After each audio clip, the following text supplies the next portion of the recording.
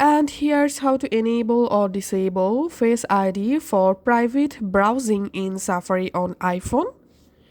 Go to your iPhone settings, go down, tap on Safari in here, or you can tap on apps. Under apps, go down and search for Safari. Tap on that. Once you are in Safari settings, go down.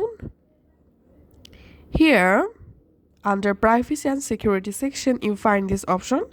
Require Face ID to unlock private browsing.